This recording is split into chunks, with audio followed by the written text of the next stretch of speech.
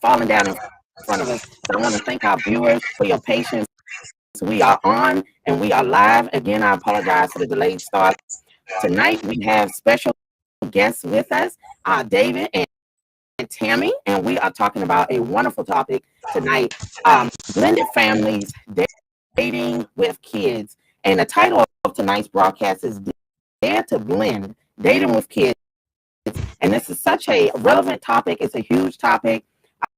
Just to get an idea of just how important it is. And so many families are being affected. If you look at, let me see the statistics, they're about 40% of married couples with children in the U.S. are step couples. And that is quite a bit. That's almost 50%, 40%. And so I want to dive right in. And David and Tammy, welcome again.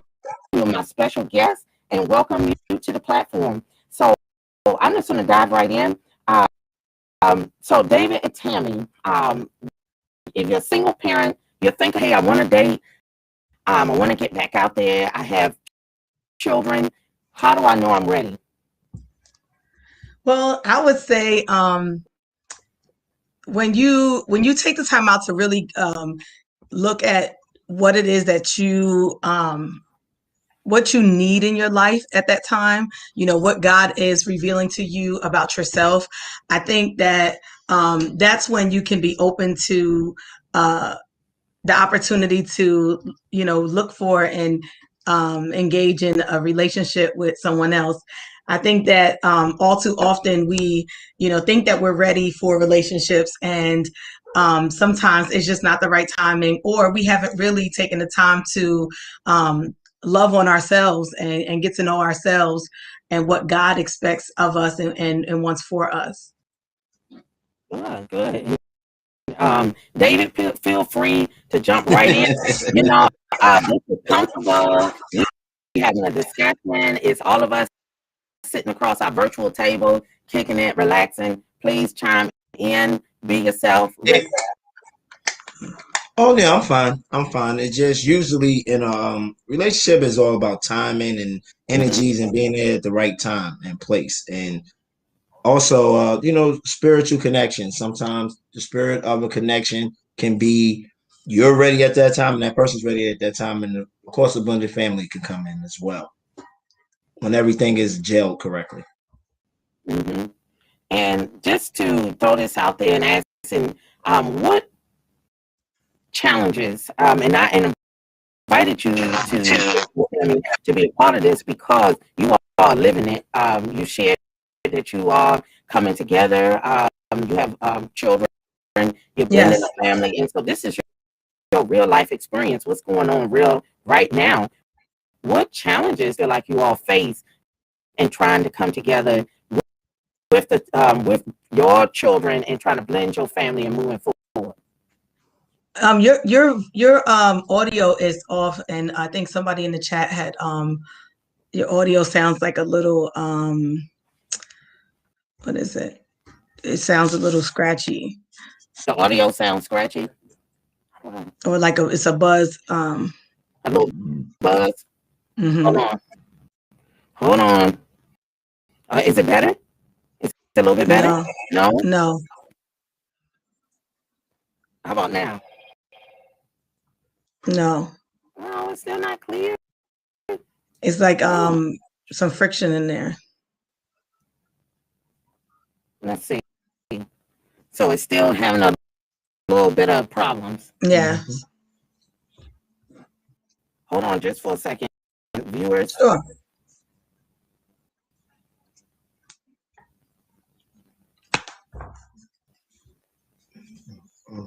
So while my audio is what I'm dealing with, I want you all not get distracted by the question. That's right. I'm gonna go ahead and answer that. That's right. So go ahead and answer that question while we figure out what's going on with my audio. There you go. In my back? Yes. Perfect. Oh my goodness. Look at God. Look at God. Look at God. See what he's doing. See this right here. You know what? That's why it's going to be awesome tonight, because we're coming across all kinds of areas, and that's because what's about to come forth is going to blow somebody's mind. So I apologize David and Tammy, let me It's ask the okay. question again. What challenges did you all face in trying to blend your family and dating and coming together and making a decision like, hey, we want to do life together with our children? So we are in a unique situation. David and our families have known each other for over 40 something years. And Oh, so wow. we're both from Queens, New York. Yeah, we're both from Queens, New York. I've never met David. He's never met me. We kind of heard of each other, but just never met. Our families, some other family members have dated and, even got married. Oh, And wow. it's interesting. Right. So it's interesting how our families already have known each other for years. And so when him and I met, we we didn't even, I guess we weren't even thinking about and for me, I wasn't thinking about a relationship at the time. He just seemed really cool. He knew my mom. He knew my sisters. One of my sisters. And they were like just talking and they were hitting it off. And then we all went to dinner and things like that. And then we began to form a connection. But I would say the challenging part of a blended family and then dealing with someone who your family has known for years is that sometimes they have a preconceived notion of that person. They think that, oh, I know him from when he was a young boy up until, teenage and young adulthood, but people do evolve and they do grow. And the same thing, vice versa with me. His family know me and they knew me growing up.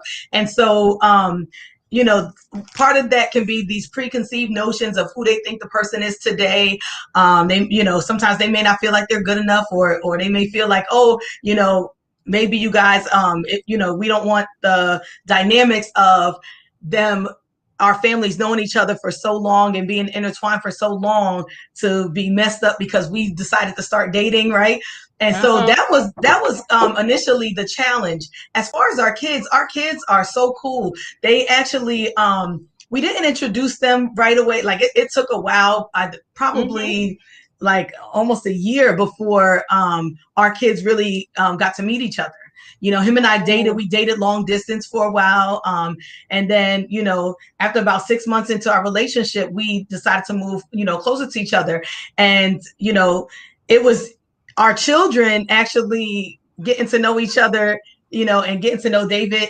I think really helped to kind of like make us feel more like, oh, okay, we're good, because it's important that your kids like and get along with your significant other or the person that you're dating, because if not, you may have to make a decision. Mm-hmm. And What? then What? Yeah. You said it all. I don't have much more to say. That took the words right out of my mouth.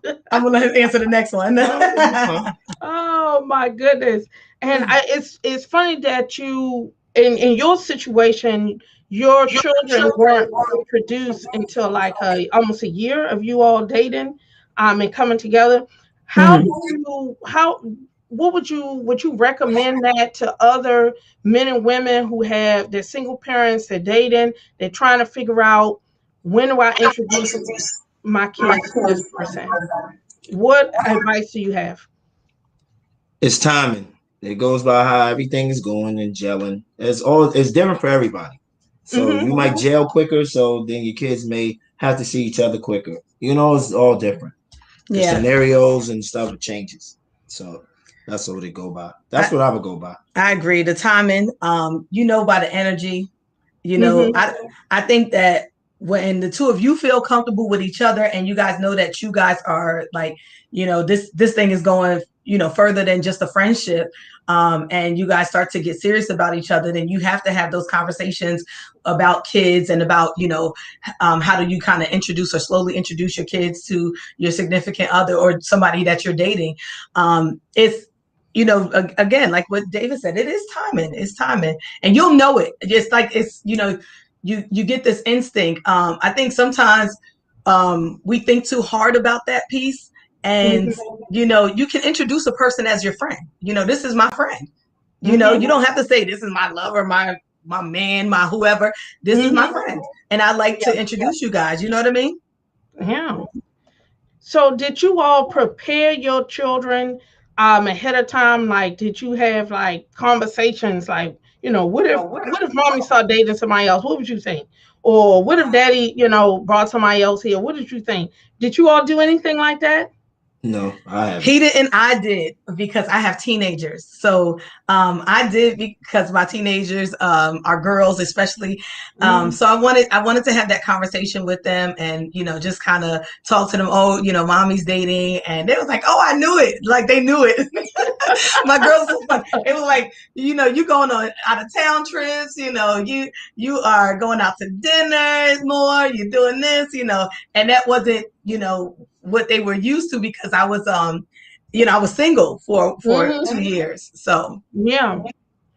So, David, your decision not to like prepare them ahead of time, do you feel like, that was the best thing to do, or your kids better than anybody else, right? So, okay, I know it I just, you just gonna meet her, and it's gonna be all right, we're gonna march forward. Or do you feel like, what, maybe I could have tried talking to them a little bit ahead of time? Any thoughts on that? Not really. It depends. Like I said, it depends. My kids usually gonna go with what I go with most of the time. So I mean, you don't really have a choice in the matter of that. I'm not trying to really. I don't really, because the kid doesn't know everything in a relationship part anyway. So I'm not really gonna ask a kid that. I'd rather ask a grown person. A kid. As long as they're getting candy, you giving them snacks, you're probably great. You know what I mean? That doesn't mean that's great for you. Okay. And you know what? And I appreciate your candor and answering. And I think that's what's so key.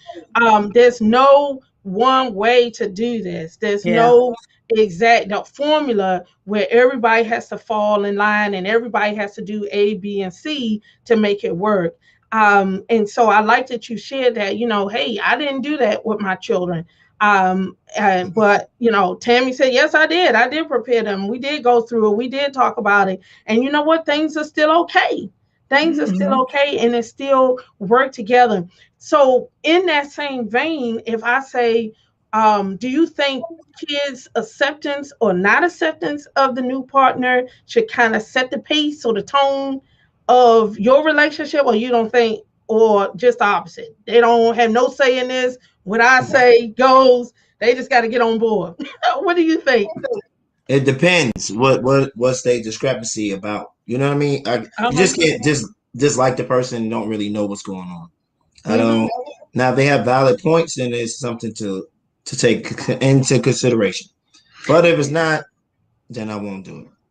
And then you find that there's some kids that they still want you to be with their mom.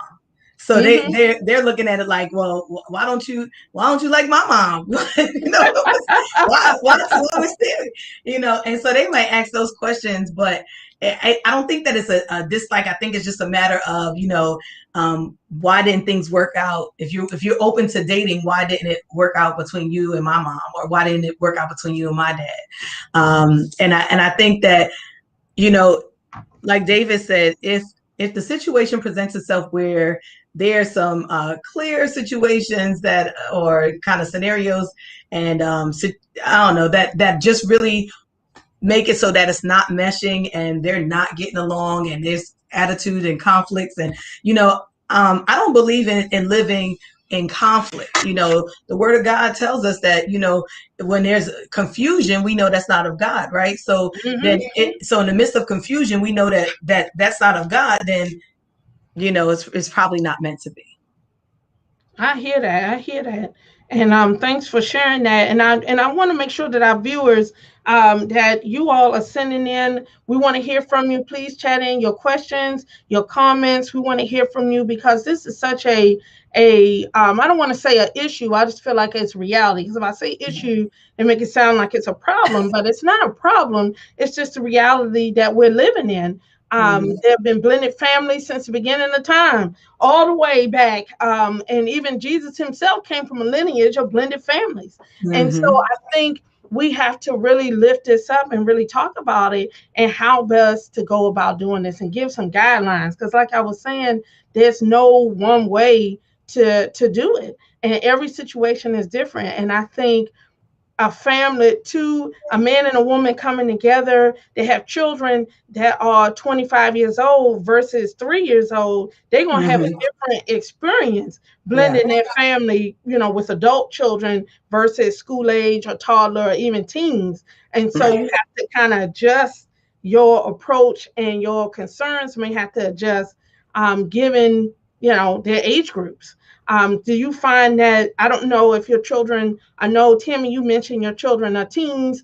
David, I don't know if your children are teenagers as well, or younger or One older. teenager. One They're, oh, teenager. okay, one teenager.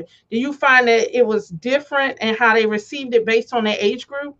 Of course. Yes, Of yes. course. Yeah, with the teenagers, they're a little more leery. Mm-hmm. They're like, what's this, what's this going on? So the teenagers are a little more leery.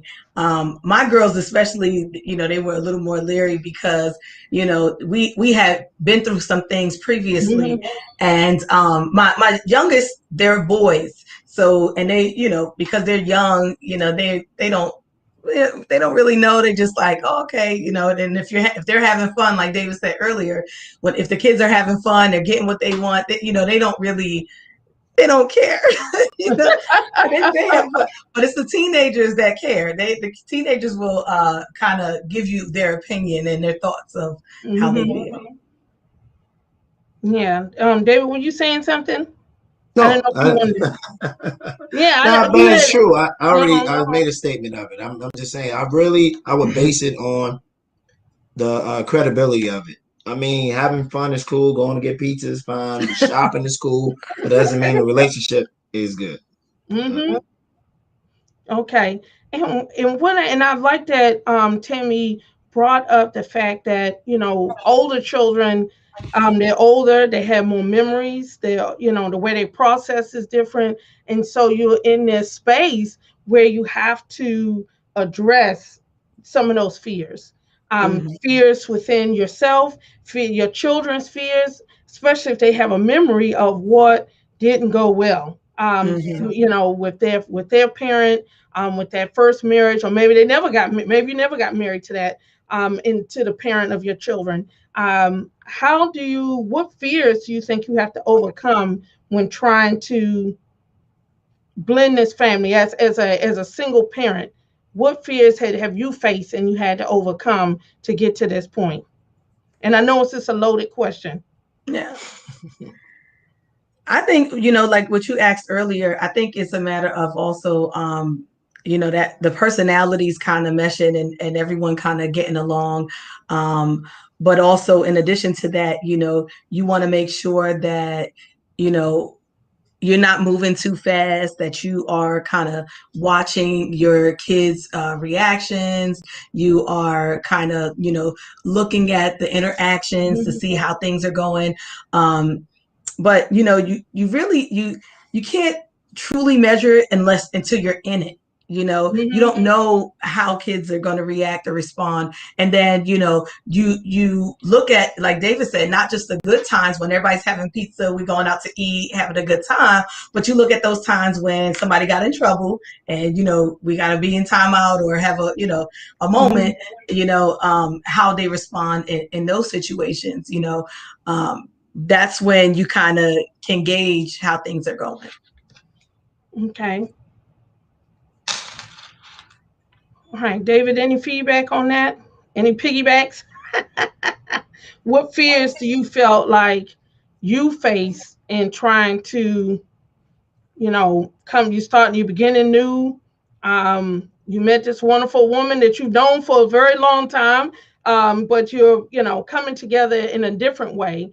Were there any fears, that you felt like you had to overcome? Well, we I, didn't know each other for a long time. Mm-hmm. our Our families know each families other, have known each other. Your but again, family. Our Okay. families have known each other. Yes. I don't really operate in the spirit of fear. Period. I don't. I'm Uh-huh. not. I'm not. I don't have any fear. Just you have you might be anxious about the situation, how it's going to pan out, more than me being fearful. I'm not really, Mm-hmm. because by the time the kids even get together, I was real confident in the beginning about the Mm-hmm. kids and gelling, because if you come in with the right energy and you're a right person, that shouldn't be a fear. Only should be a fear if you have wrong intentions and stuff like that. I didn't really look at it as a fear at all. Okay. Mhm. And you know what I can share. Thanks for sharing that, David. I appreciate your feedback. And I can just out of disclosure for myself, I'm also a single parent. I'm widowed. My spouse has passed away, and so I have dated, and since I've been a single parent, and I can share that my fears. In thinking about dating and going out there, it's like, oh, are my children going to accept this person? It's always going to be, well, well, they're not my dad. They're not, and they knew as father, and so I worried about that. And also, and I have girls, and I also worried that as a woman and Mhm. having little girls, and just to be, honest, I'm like, you bring in introducing a man into their lives that you're getting to know. And I've heard the horror stories. That doesn't mean Mhm. every single man out there is some, predator or what have you, or every woman for that matter, because I'm not jumping on the men because there are women that are struggling too. I worried about that, Mhm. and I prayed about it. I'm like, whoa, God, who you have for me? I don't want to bring in somebody that's going to be a predator, Yeah. that's going to be, preying on my girls. Right. And so, I live in a real world, and so do you. And I have these are real things that I thought about as in dating and getting out there. I don't want my children to be abused. I don't want to be abused. Mhm. And so these are some of the fears that I have, and I want to throw it out to our viewers too. Viewers, please, by all means, I want to hear from you. Jump in if there are any fears that you felt like, or you want to chime in this conversation. I want to hear from you. So make sure you chatting in your questions and your comments. We're not trying to put all the pressure on David and Tammy.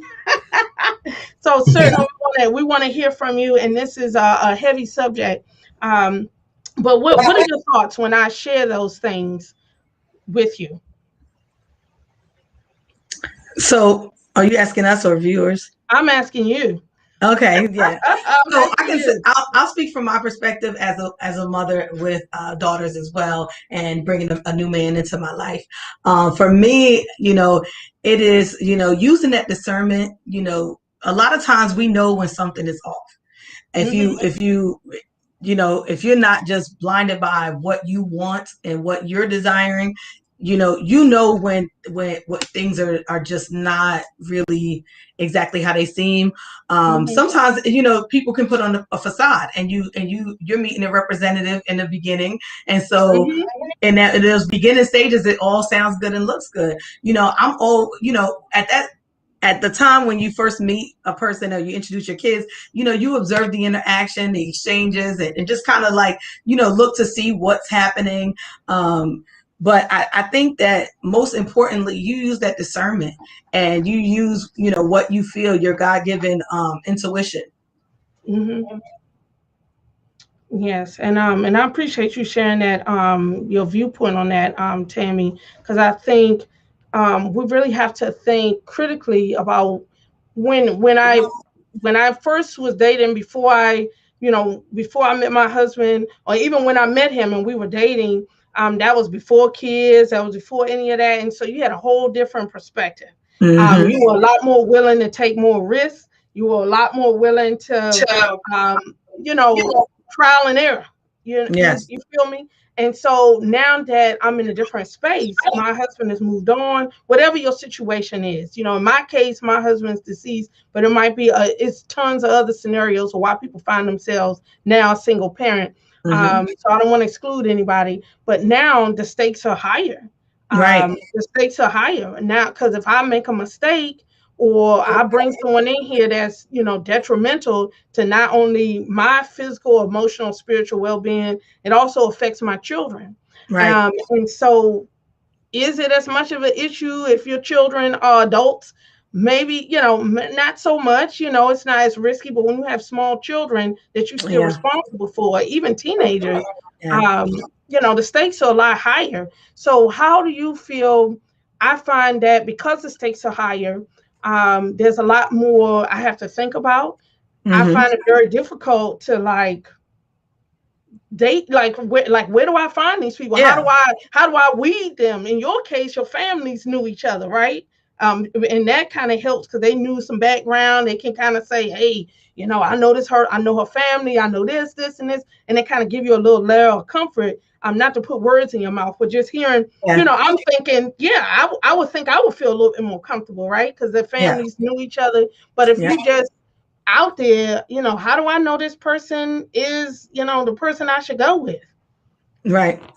I think again, like we said, it is that intuition, but I would say, you have to first and foremost, you have to know yourself.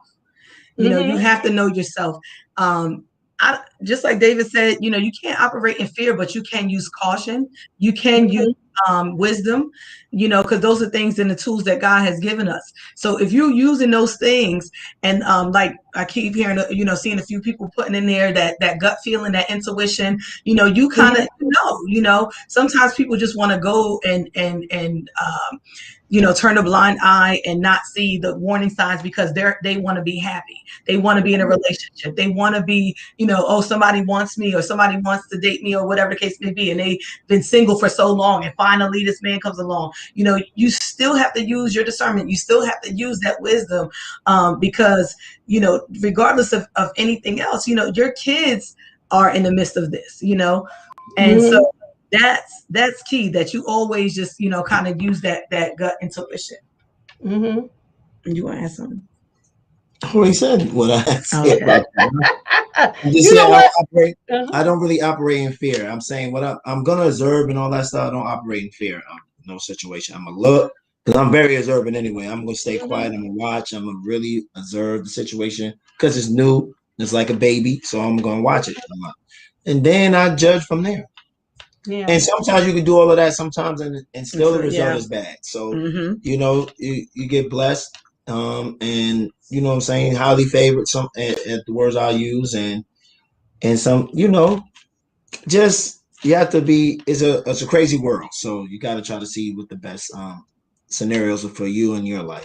And just turning to our viewers, thank you, David. I didn't want to cut you off. Just looking at our viewers, we have viewer chat in, say, get into a blended family. My concern was my children being loved as well, not just me. Yeah. Any comment on that, David or Tammy? Yeah, that's a major concern for most people, because most people feel like that the lover or the person they with, they're gonna be more engaged than with the kids. But that comes, if it's a love situation, it's really love, the kids will be at it with no problem. It's not really, that shouldn't be a problem. Yeah. If y'all all bonding and loving each other and respecting each other, it should be an easy transition. That part should be. Sometimes it's difficult because the kid may not want you there, and that's difficult. Right, they're fighting you and stuff like that. Yes, that can happen, and you'll get some resistance. I've had a little bit of resistance, but in the long run, I think that if you show love, like, love conquers all. And people we say that, and it's a cliche, but it is true. A lot of times I think we think too hard about it. If when you love on somebody unconditionally, like, it's not like with these conditions, and it doesn't have any kind of like I don't know what to say, but it doesn't have any conditions. When it doesn't have any conditions, you are open to love other people, and extend yourself, like what Monica's saying, extending yourself to love, because you love the person, and so anything that's coming along with that, if you don't love their children, that's a problem. Or you don't get to love their children, it's a problem. Absolutely. Because, when you coming in as you coming in with your children, there's so many hurdles you have to clear. It's, your personal, between you as a couple, make sure we're on the same page. We're functioning. You got the coupleness, the couple dynamic, and then you got the familyness, the family dynamic, where you're trying to, integrate your children in, and you want them to feel loved and received, and you want to feel loved and received by them and accepted, not as a replacement, so to speak, of their biological parent, but just Right. saying, look, I'm not here to replace your parent or say something wrong with them or whatever, and here I am, but rather I'm coming, this is just someone else to love you, somebody else to support you. And so the more love, nobody goes wrong by having more love, more support in their lives. And it's not about competing. It's about us loving together, and Absolutely. extending that. So it sounds like I don't know if what your children may be experiencing. They're not here. They're not here to speak for themselves, but as a parents, I'm sure that was a concern. Like, hey, are my children going to be received and loved by the man or the woman that I'm falling for, that I love? Yes, absolutely. Absolutely. Because for me, I'll tell you this. So we both came into this relationship. We have four children outside of our relationship. Uh huh. So I had four, he had four, two girls, two boys, two girls, two boys. So it's 8 children that we had coming into this relationship. And it's funny because, you think about, how are the kids going to respond? Are they going to like him? And you don't force the issue. You don't Mm-hmm. force the issue. I find that if you allow them to nurture a relationship on their own, it will blossom into what it Mm-hmm. needs to blossom into. What I like about what David did is he came into my girls' life as teenagers, and my sons who were younger than my girls, they were little guys, and he just kind of was just friendly, Mm-hmm. and just wanted to say, hey, I'm here if you need a friend, Mm-hmm. somebody to a listening ear, somebody take you to basketball practice, somebody take you to Uh-huh. cheerleading practice, whatever. Like I'm a friend. I'm somebody who's Mm-hmm. just, on standby. I could be here too. I know your dad is here, but I'm here too. And I'll be whatever it is that you're comfortable with me being. Mm-hmm. Okay, another shout out to David. I feel like he should be taking notes.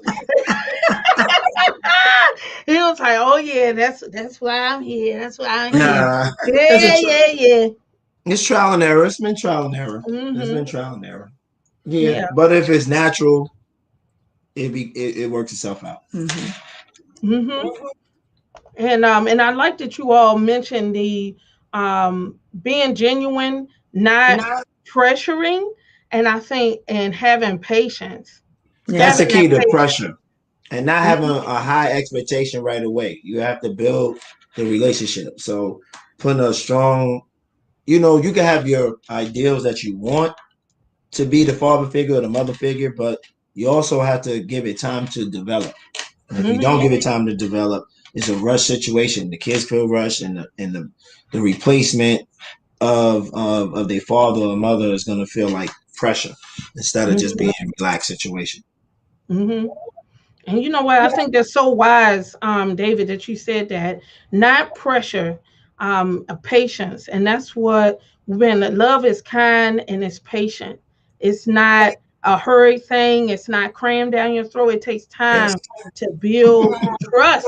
It takes time to build trust. It takes time to build relationship. And you know what? That creates a buffer zone. So even though it's like, you know what, I'm not pressuring you. I'm not saying cramming myself down your throat, saying we gotta be close, close, Mhm. close. You know, it just like give you that time to kind of warm up and then get to know you. You get to know them, and then and slowly over time you can build that trust and say, look, if you uncomfortable about something or you want to talk, and then now they feel comfortable coming in and say, you know what, I didn't really feel comfortable about that or whatever. But if it's force, people Yeah. gonna rebel. People gonna Right. Yeah. rebel. I will rebel. Yeah, that's Right. me too. Like, I hate that. hey. Right. Oh my goodness. Oh my goodness. And so I'm wanting to lift up what our viewer chatted in and say, I agree wholeheartedly. I tell my son that God gave him a big enough heart to love another man, not as a replacement of his dad, but as another positive male figure role model. Oh, Absolutely. And if you absolutely. think about it, our son, I'm speaking from a single mom perspective now. A woman raising a son can be challenging. Mhm. We are women, so we can't give them that male perspective, right? Mm-hmm. And so when somebody new is coming into your son's lives, because I've talked about my daughter's coming into my son's life, I have to look at the role model that he's going to be. You know, is he going to be that upstanding man, Mm-hmm. someone, a man of valor that can show my sons how to be men of valor? You know what I mean? And can demonstrate, you know, those different types of qualities, right? So when you look at that, you look at, okay, can he potentially raise my sons to be, you know, upstanding men? And you know, that's where to Latasha, where that positive role model comes in, is that, you know, you look for those qualities and see that, you know, what type of man is he to his kids. You know, David has 2 sons and 2 daughters, and so I had to see, you know, what kind of man is he to his sons. You know, is his sons, you know, portraying what I would think, you know, I would want my sons to portray if they're looking up to him or if they're following his path. So, you know, and seeing that, if I can say yes to that, then I'm like, okay, then we got something. That's good, and I like that you shared that, how you looking to your, you know, at that time you were examining him and trying to figure out how is this going to work. But at this point, your application was accepted, David. You've been accepted. But prior to that, and you're like looking like, wow, how are they managing their own children? How are they managing their own lives? And I think that's so key. Now, and then I think when you mentioned that, you know, wanting that male figure for my son, and being a woman and not knowing, you know, you're trying to raise your son the best you can. Do you think it's okay for a woman to set out a single mom, or vice versa, a single dad set out to date just so I can have someone for my children? Do you think that's wise? No, because that's when you end up with the wrong person, you know, because your intentions and what you're looking for is not centered around the right thing, you know. And so in that situation, sometimes you're not going to end up in the right situation, and then sometimes you will, because that's just what, you know, God wanted for you, and it just happened that way. But sometimes it can end up the other way. But that's pressure right there. That's what I'm talking about. That's pressure. And then it doesn't work. Like, it's pressure now. There's a demand that needs to be met. You're not gonna go. You're not gonna be able to look and see all the things, because you're like, he's good on paper. He might be half good on paper, or she might be half good on paper. You're not looking at everything because it's a demand. It's a rush. You don't want to do the process. The process is gonna make things go. Diamonds are made within time. So yeah, so you can't rush that. Yeah. And you're so right. And I think as men, single parents, whether you're a man or a woman, it's so important that you examine yourself before you jump out there, and decide to date and bring people into your life. Is because, and I would say that's wise advice, even if you don't have any children. You're a single man, woman, you reaching it out. You need to examine yourself. What is it that I'm looking for? Right. What, you know, why am I doing this? Do I want something casual? Why am I doing? I'm just lonely. I'm trying to find someone to spend my life with. What is it that I'm doing this for? And I really think and it's just my opinion, I think a lot of us rush ahead, and we don't really know. We figured out along the way. And I think that can be dangerous, because and it has a cost to it, even if you don't have any children and you're just a single man or woman. And then when you're doing this and you have children, it's a high cost that everyone has to pay while you trying to figure it out. And like David said, that causes pressure, you know. And I don't never, when we came into our relationship, you know, my children, they have their fathers, you know. So I didn't expect David to come in and be their father. You know, if that was the case, that's, you know, he would have been their father, right? So I organically wanted them to have a relationship that was just natural and organic, that this just happened, you know, so naturally and so easy flowing. And he wanted the same for his children. We didn't pressure them. We didn't want to, you know, cause this like unnecessary I don't know, like it's like I don't know, it can be a conflict, but it's also that pressure, like David said, that it's like, oh well, we got to all make a decision. We all got to make a decision. You know what I mean? I'll give you a prime example. Like when I was young, my grandmother raised me, so it was pressure. So when a guy came in our family, he had he had to be a provider. He had to come in. He had to show us he was interested in us. He didn't even know my grandmother yet. So I'm like, why is he doing all this for us? We don't know him. We don't want to get to know him for real because you don't even know him. So you can see it. It's a process. You'd be like, this is weird. And it feels pressure. It doesn't feel good. Yeah, and thanks for sharing that. And I think it's so important. And when we talked earlier in the broadcast about, preparing your children, and especially if you've experienced it yourself growing up, what that feels like, it's so important to, have these kind of discussions and think about it. Even if you don't have the discussion, think about it in your mind as an adult, trying to play it through like, whoa, what could go well, what could not go so well, and how would I handle it, and really think about that. And I feel like for me, I'm learning. I'm learning. There's some things that I'm learning as I grow. I'm learning more about myself because you evolve as you get older and you have different experiences. You evolve. And I'm thinking about my children. They're growing and evolving and learning more. And so we're all on this continuum. We all got all these tops spinning everywhere, and then to get everything all in line, like you were saying, David and Tim, it takes patience, it takes maturity, and you definitely can't have pressure. Pressure is a killer. Pressure is a relationship killer. Nobody wants it.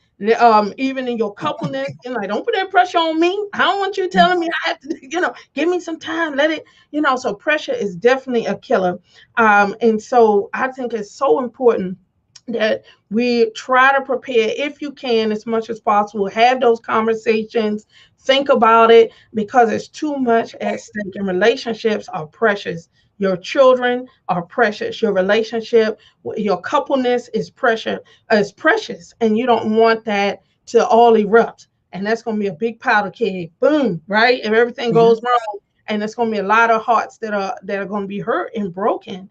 And so let me look to our viewers. I had a viewer chat in.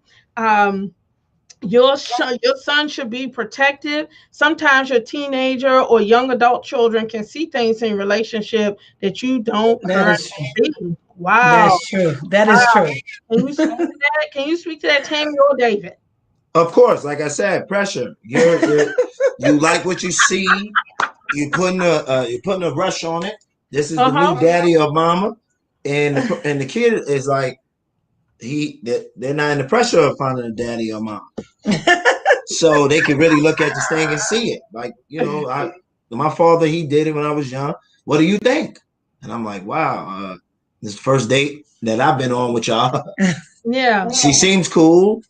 And then take a while. Yeah, I'm going to say yes. I'm getting what I want. I'm going shopping. I'm eating good. I'm like, hey, this is a good mate. Me? I don't have to date the mate in a relationship. I'm dating kid dates, eating, going to the play. I'm feeling great about the situation. If you ask me, it's a marital situation for me. So you can't go by that. You have to really go by the experience of time. Right. Yep, you're right about that. And I think just switching gears a little bit, because I think what's so important is that when you're blending families together, your children, they are part of it. They're part of the equation, and they're important, but they're not everything, because the coupleness is what really is going to end up being a priority. Absolutely. And I'm not saying neglect your children or any of that. So I don't want anyone to twist my words, and take it the wrong way. And, oh, she said it's all about the man and the woman. But no, that's not it. But you got to have priorities, because the reality is your children are going to grow up and they're going to move on. Right. And it's going to be your coupleness that's going to be there. And so how do you protect your coupleness from invading forces? It may be the children, it may be the ex-spouse, the ex-girlfriend, the baby mama, the ex-boyfriend, whatever. How do you protect your coupleness from this invasion? Wow. I know that's a real big one. how you protect your evasion is enjoying it, like having like we have date nights, we have and I'm really private. Really like I can have a relationship. This guy have a baby mother. Doesn't mean baby mama has to know all my experiences and how I'm living and what I'm doing, because that could be an antagonist into a situation. She's hearing, oh, you didn't do none of that with me. You didn't go here with me. I Oh, never went to that trip. Then you're being a fool. Too much information can be, you know what I'm saying? Pressure could either be diamonds or bust pipes. So you can have your your time to make the diamond, or you can get your pipes bust by telling all your information. I tell all my friends that. I listen to their conversation. You telling her all of that. How you think it's gonna pan out for you? Because I know if a person even has an inkling of feeling for you or still unresolved issues with the relationship, that's going to be the problem. Yeah. So when I discuss myself, I don't even talk about what car I got. I don't talk about nothing that changes. My kids might do it. They'll put their camera, and she knows that. They'll put their camera around the whole house and look at daddy's cars. That's what they do. But I'm not doing it. Yeah, David is way more private than I am. I am a social butterfly, and you know, I can't even tell, Tammy. I know, right? I know. And I'm such an outgoing person, outgoing personality. But one thing I do like is that David won't let people invade our space. Even if I'm like overly welcoming and overly friendly or overly extended, David will be like, T, like you gotta back some of that up, because it's hurting our relationship, or it's hurting a situation for us, or it's causing confusion and conflict or whatever, because I'm so open and welcoming and I love everybody and everybody, like, and so I'm just a friendly person. And plus, being that I am a minister of the gospel, like I do open my arms and extend myself a little more. And David's like, I get that, T, but like, you are overextended sometimes, and like people do take advantage of that. And sometimes I have to be like, well, ask David, because I know I'm going to say yes probably to almost everything. And David is like, T, like, let's think about that. We're doing X, Y, and Z, so how can we fit that in too? And so one thing I can honestly say is that he balances things with it. He won't let people come in and invade our space, but so much, and we talk about everything. So I'll say to everybody that's watching, you need to talk to your spouse. You guys need to talk about everything. Like, do not let Dave will not let a night go by. We arguing. He won't let us go to sleep mad or none of that, but he's the private part that how he is, it actually helped me to keep some things intimate, because you don't want everybody knowing everything, and everything don't need to be on social media and all of this, that, and the third. But you guys need to have that intimate space. You guys should have time where you guys are talking and communicating often, and talk about everything, even the things that you think is going to be uncomfortable. You will find that your spouse sometimes can either relate, or they may give you some advice in an area where you've been struggling, or it's been bottled up in your mind and you can't seem to get past it, because you're dealing with a family issue, and you're like, oh, he may not understand that because it's my family. That's not true. You may bring it to him, he may bring it to you, and you guys talk about it, and you guys may be able to resolve something that maybe you've been pondering upon for a minute. I would say, talk about it, just be open. Keep some things private. Having that privacy really does help a relationship. And don't tell your family things when you're upset and mad at your spouse or your significant other, because they're gonna judge it. They're gonna judge it, and they're gonna hold it against them. And so when you guys make up, they're gonna be like, girl, because I don't like how he did that. And they're gonna remember it, and then they won't let it go, because you have invited them into your world, into your intimate space, which really should have been about y'all resolving that conflict, and not you, going to your family and stuff. And sometimes people, they give advice because they may not always want to see things go well for you guys. You gotta be careful about that as well. Oh my gosh, Tammy and David, y'all brought up so many golden nuggets.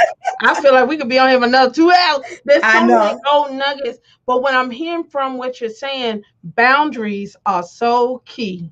Yes. Boundaries are so key, because if you don't erect those boundaries, no one else will. That's and so people will invade your relationship, and they will destroy your relationship. And you two will be left picking up the shambles, the ashes, and that's not what I want from you. That's not what God wants for you. We want you to flourish. We want you to flourish. And so, creating those boundaries are so important because the the biological parents or your family members, they have leverage, and the leverage that they have, they may not be using it to build and Oh my put you goodness. together. They're trying to use it to pry you apart. And so it's like you, David was saying, you sharing stuff, and she's like, well, you ain't do that with me. Well, why are you taking her this and that? And then and then they start sharing stuff with the children. The children are over there, and my Amen. Yep. and then she's saying such a kid, what your father over there doing? Where's she? And so That's so it can true. really get out of control real Yeah. quick. It can really get out of control. So the other thing that you all mentioned was so key is communication. Oh Yes. my gosh, communication can never be an understatement. Communicate, communicate, communicate.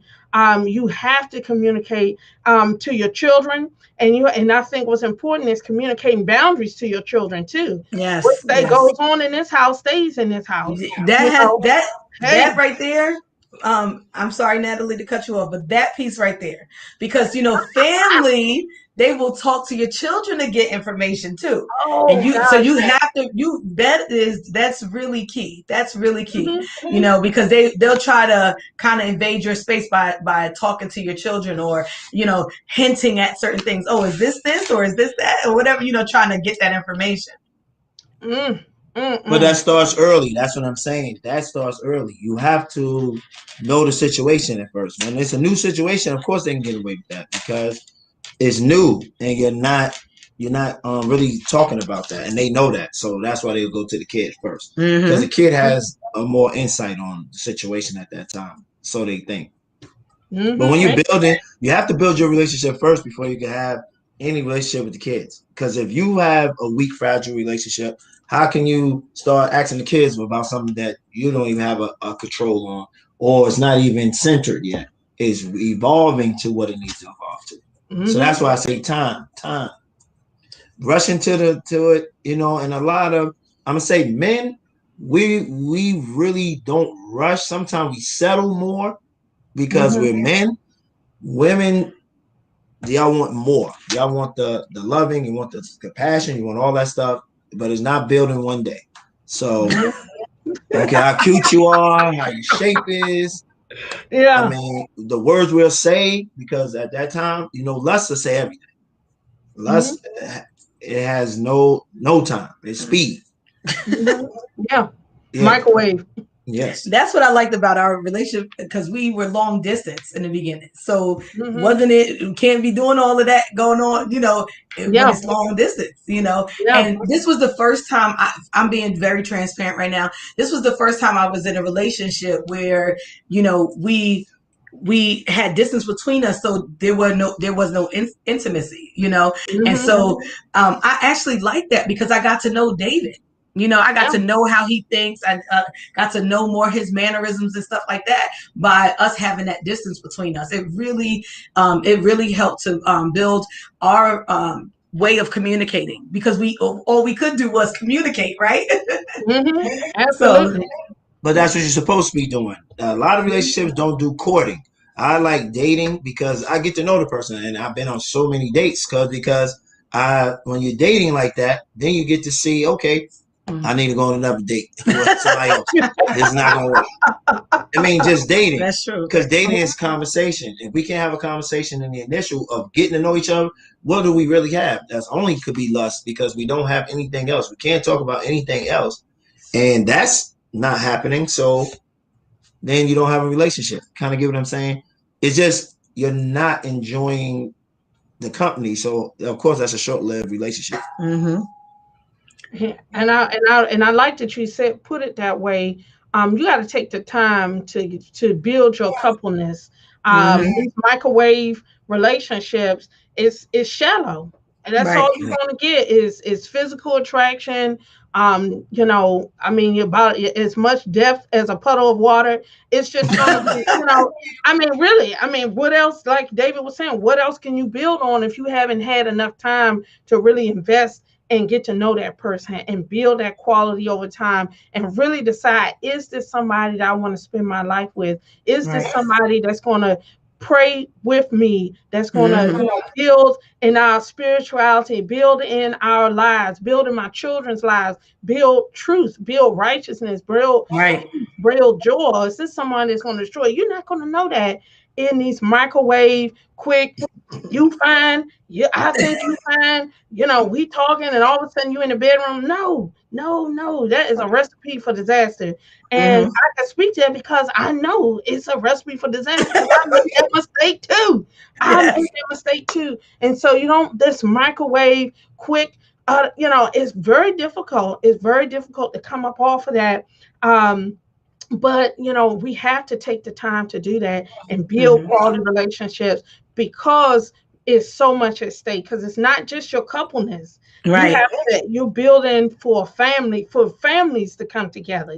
Your children, your parents, you got their parents and their stuff, and everybody coming together. Then you got also the ex-spouse or from baby mother or father of the children, or how you got them a part of it too. They're always going to be a part of your life in some way because of your connection to the children. So we all in this together, and you take some time to really build those relationships. So I know that we're coming down to the bottom of our conversation, to the top of the hour, but I want to make sure that the audience hear from you all, just from your experience.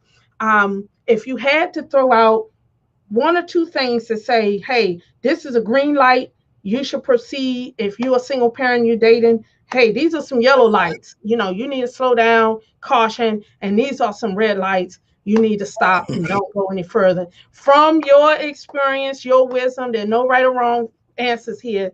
Let's start with the green light. What are two or three things? Say, hey, this is a green light. Give us advice. I want to hear from you. Sure. Green light is, I would say, when, like David, we don't go to bed mad, so somebody who really, who cares about, whether or not you're upset before you close your eyes at night.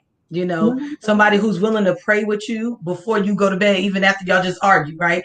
Hold up, we forgot to pray. That's it. We argue, but we also still forgot to pray. Somebody who will continue to, the green lights for me, continue to communicate, continue to be open, and somebody that will still date you even when you guys been together for a few years or years after, and whatever. Consistency, that's what that's called. But just staying, you have to keep it new and exciting, and also incorporate the love with everyone. So if it's all love, then keep those relationships in your circle. But if it's always something wrong, you have to get them out of your circle, because it's like a cancer. It will eat away situations. Even a good situation can be eaten away with negativity and not godly positive reinforcements in the relationship. Okay, I like that. And yellow lights. These are those caution. You need to slow way down. Slow way down and think about some things. We just said it. No conversation. Not all you're doing is busy kissing and hugging and running. You already know that that's all you do with each other. You don't have any conversation. So that is a sign. It's yellow, because it's shallow. It's a shallow relationship. Then you get sad. Oh, we was living so good. What was the good? When I ask people that, what was good about how you was living? And they'll tell you, oh, we was loving and then it changed.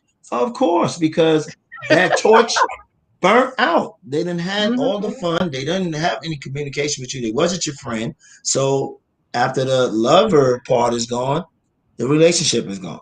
That's all. It was there for loving. That was it. So it's kind of hard. So that's a yellow. Definitely. Yellow light for me is, again, you can't communicate with the person. Also, if they have a bad attitude or demeanor, and it seems like you can't get them to be more positive or fun loving. I would say a yellow light is also if your kids really, there's some signs that your kids are just not really connecting with them. That's a yellow light. Red lights. You already said some of them, but red lights. Say, do not proceed in this now. Red lights is if I mean, I think we talked about, if right up front, if a person is just not willing to kind of wait for you, if they're not willing to hold off on the intimate part of things and kind of wait for you, if a person is just, they can't see a future with you, if they can't, if they're closed off and you don't really know what they're thinking or feeling, like you have no clue, and y'all been dating for a few months and you just really don't know, who they really are. I think that's a red light. Yeah. Red lights. I mean, red lights.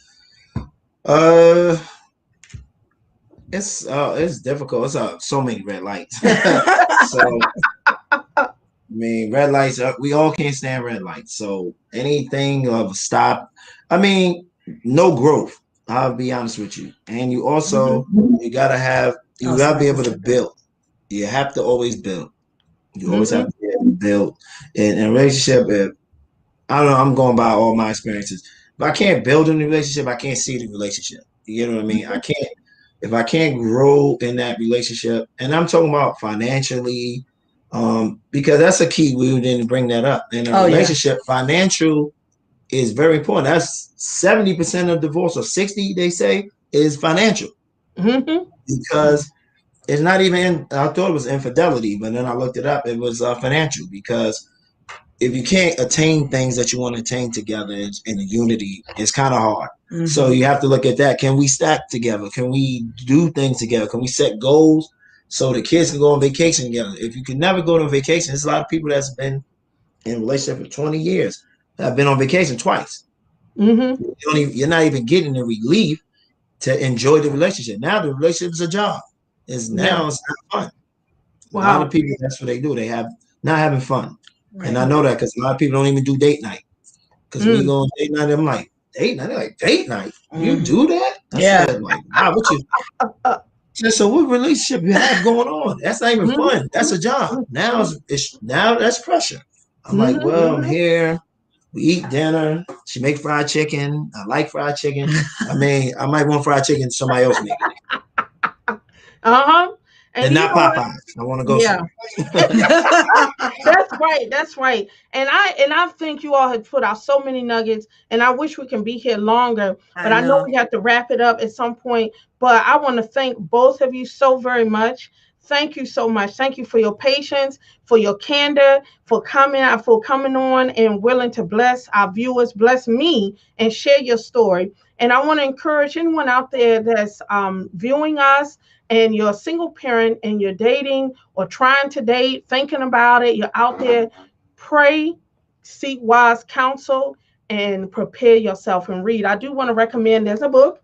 It's called Dating and Single Parent. It's by Ron Deal. I would encourage you, if you're not a person who like to read books, get the audio version. Listen to it in your car or where you're going. You need to prepare yourself. Because relationships are hard work, and relationships with children are triple hard. And you're blending families, but there's hope. And I pray nothing but blessings upon you, Tammy and David, eightfold. You have 4 children, each eightfold blessings upon you and your family. For our viewers, be blessed.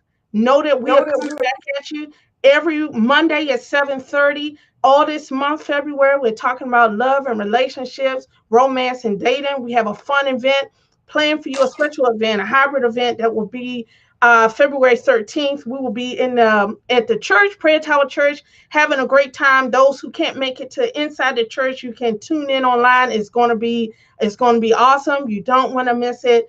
Again, thank you very much for tuning in. Be blessed, to be a blessing. Have a great evening. Thank you. All right.